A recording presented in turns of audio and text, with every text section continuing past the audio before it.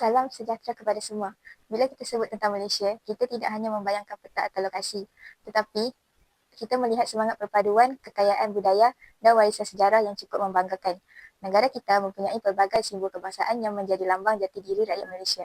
Dalam video ini, kami ingin berkongsi tentang simbol-simbol penting yang mencerminkan semangat kebangsaan kita. Untuk memulakan perkongsian menarik ini, jom kita dengar daripada rakan saya tentang lambang utama negara kita iaitu Jalur Gemilang. Simbol negara, Jalur Gemilang pastinya menjadi lambang yang paling mudah dikenali. Bendera Malaysia ini mempunyai 14 jalur merah dan putih yang mewakili kesatuan 13 negeri dan satu wilayah persekutuan. Bulan sabit di tengah melambangkan Islam sebagai agama rasmi negara, manakala bintang yang berbucu 14 menunjukkan perpaduan rakyat.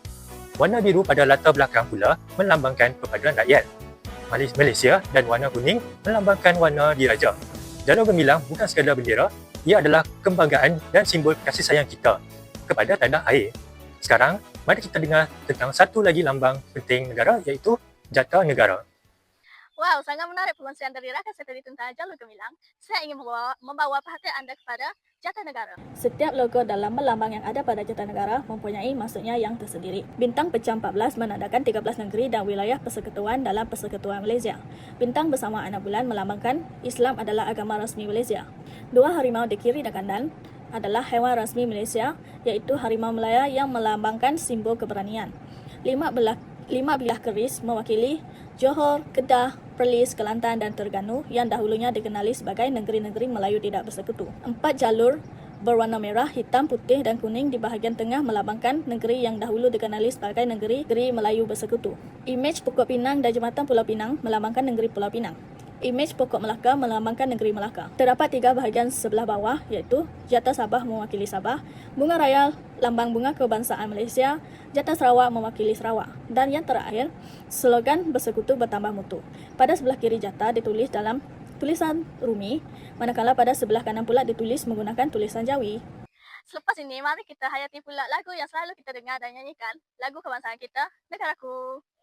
Hebat sungguh maksud di sebalik Jata Negara. Sekarang saya ingin berkongsi tentang lagu Negaraku, lagu kebangsaan yang cukup dikenali. Lagu ini bukan sekadar satu melodi rasmi, tetapi ia membangkitkan rasa cinta dan semangat patriotik dalam diri kita setiap kali ia dinyanyikan. Kita berdiri tegak dan menyanyi bersama sebagai tanda hormat kepada negara tercinta.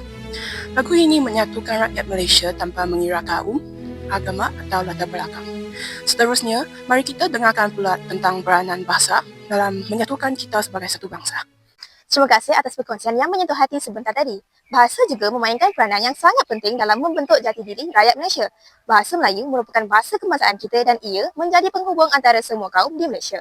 Ia bukan sahaja bahasa rasmi dalam urusan kerajaan, malah digunakan dalam pendidikan dan komunikasi harian. Menggunakan bahasa Melayu secara betul dan bangga dengannya menunjukkan cinta kita kepada negara. Sekarang, mari kita kenali satu lagi simbol kebangsaan yang cukup cantik dan penuh makna iaitu Bunga Raya. Setuju sangat dengan apa yang disampaikan tadi, bahasa memang tujuan perpaduan kita. Kini, saya ingin memperkenalkan kepada anda Bunga Raya, bunga kebangsaan Malaysia yang sangat indah. Bunga ini dipilih sebagai bunga kebangsaan pada tahun 1960 kerana warnanya yang terang dan mudah didapati di negara kita.